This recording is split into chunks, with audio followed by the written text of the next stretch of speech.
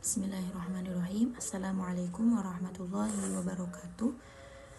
Video ini untuk memenuhi tugas UAS Studi Orientalis dari kelompok 4, yaitu yang bertim saya sendiri Fitri Mutmainah, yang kedua itu ada Hilyatul Jannah, yang ketiga ada Firda Maghfirah.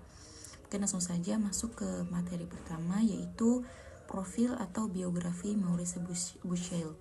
Maurice Bucaille tinggal di Prancis dan lahir pada tanggal 19 Juli 1920. Ia adalah anak dari pasangan Maurice dan Mary Bucaille. Sejak muda, jadi si Bucaille ini menekuni dunia kedokteran dan dikenal sebagai dokter ahli penyakit dalam. Ia mulai membuka praktik medis pada tahun 1945 hingga 1982. Pada 1973 ia resmi menempuh spesialisasi di bidang tersebut. Selain dikenal sebagai dokter profesional, Maurice Bucaille juga merupakan anggota Perhimpunan Prancis Mesir Kuno serta seorang penulis ilmiah. Dalam perjalanan karirnya, ia pernah dipercaya menjadi dokter keluarga Raja Faisal dari Arab dan juga dokter pribadi keluarga Presiden Mesir Anwar Sadat. Oke, cukup dari saya. Selanjutnya akan dipaparkan oleh Baik, untuk selanjutnya yakni mengenai pemikiran Maurice Bucaille tentang Al-Quran. Pemikiran beliau tentang Al-Quran yakni ia berpendapat bahwasanya Al-Quran itu sangat konsisten dengan sains modern dan menunjukkan asal-usul ilahi. Sebagaimana yang ia uraikan dalam karyanya, yaitu membahas tentang Alkitab, Al-Quran, dan juga sains modern. Nah, di sini ia mempercayai bahwasanya Al-Quran ini mengandung pengetahuan tentang alam semesta yang jauh melampaui zamannya dan juga tidak bertentangan dengan penemuan ilmiah. Bucaille di sini juga mengatakan bahwasanya Al-Quran lebih murni dari kitab suci lainnya karena tidak ada tambahan ataupun perubahan sama sekali. Ia menggunakan temuan ilmiah tentang mumi Fir'aun sebagai bukti penting dalam hal ini. Nah, tujuan dia di sini atau tujuan Bucaille dalam mengkaji Al-Quran melalui pendekatan sains itu bukanlah penelitian biasa. Ia ingin membuktikan kebenaran ilmiah Al-Quran yang sangat sesuai dengan sains modern. Berbeda halnya dengan Bible. Salah satu tujuan lainnya juga adalah sebagai cara untuk menanggapi orang-orang yang menganggap pengetahuan ilmiah sebagai kepercayaan keagamaan mereka masing-masing. Untuk pemikiran Bucaille juga itu memicu adanya istilah Bucaillisme yang merupakan paham atau aliran yang mencari keterkaitan antara fenomena yang dihasilkan oleh perkembangan sains dengan ayat-ayat di dalam Al-Quran itu sendiri. Nah, dalam hal ini terdapat beberapa ulama yang setuju dan ada pula yang tidak setuju dengan hal tersebut. Nah, Bucaillisme itu memiliki dampak positif dan juga negatif. Untuk dampak positifnya itu sebagai pembuktian penemuan-penemuan ilmiah yang sesuai dengan teks-teks religius dapat memberikan legitimasi dan juga kekuatan pada keyakinan agama. Nah, di sisi lain, untuk dampak negatifnya itu dilihat sebagai usaha untuk memaksakan pandangan agama tertentu pada penemuan ilmiah. Nah, dari kajian pandangan Maurice Bucaille ini tentang kesesuaian Al-Quran dengan ilmu pengetahuan atau sains, itu telah dijelaskan sebelumnya dan dapat dirumuskan menjadi 3 poin penting. Untuk poin yang pertama, yakni Maurice Bucaille itu membandingkan Al-Quran dengan Bible dengan sains modern. Sains modern yang dimaksud itu mencakup beberapa cabang keilmuan, diantaranya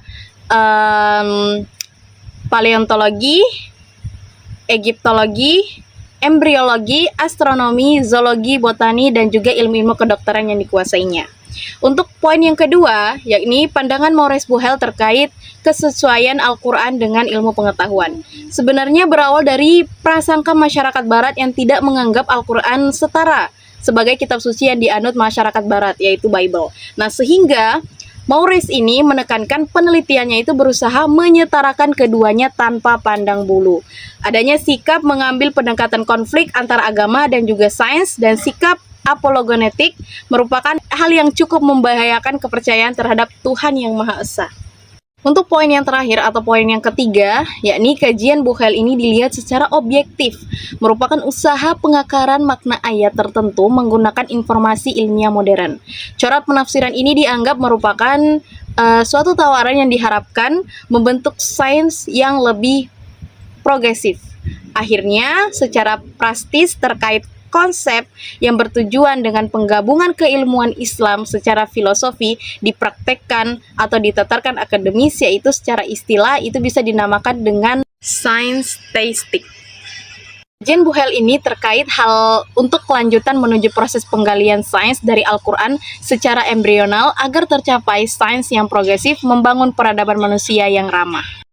Materi selanjutnya yaitu kritik para sarjana muslim terhadap pemikiran Maurice Buhel. Maurice Buhel melalui bukunya The Bible, The Quran and Science memunculkan pandangan bahwa Al-Quran tidak hanya berfungsi sebagai petunjuk moral dan spiritual, tetapi juga sebagai ensiklopedia sains. Gagasan ini kemudian melahirkan paham yang dikenal sebagai Buchelisme, yakni kecenderungan mengaitkan hampir seluruh fenomena ilmiah dengan ayat-ayat Al-Quran. Meskipun banyak diapresiasi karena menguatkan semangat harmonisasi agama dan sains, sejumlah sarjana muslim menilai pandangan Buhel terlalu berlebihan. Sejumlah ulama klasik seperti Al-Ghazali, Fakhruddin Ar-Razi, dan Ibnu Rushd memang menunjukkan adanya hubungan antara wahyu dan pengetahuan rasional. Namun, mereka tidak menempatkan Al-Quran sebagai sumber utama semua teori ilmiah. Kritik utama terhadap Buchelisme ini terletak pada metode penafsirannya yang dianggap terlalu tekstual dan memaksakan kecocokan ayat dengan temuan sains modern. Tanggapan sarjana muslim terhadap pemikiran Maurice Buhel terbagi menjadi dua kubu utama, yakni persetujuan dan kritik.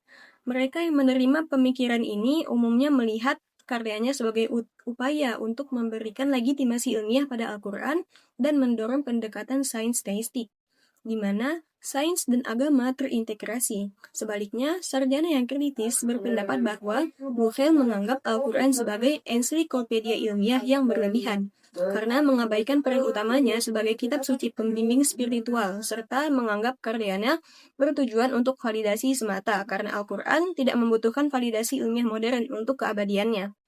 Dengan demikian, kritik para sarjana muslim terhadap pemikiran ini dapat dirangkum dalam beberapa poin, yakni pandangannya dinilai berlebihan, beresiko mereduksi fungsi utama Al-Quran, serta tidak relevan dengan sifat sains yang dinamis.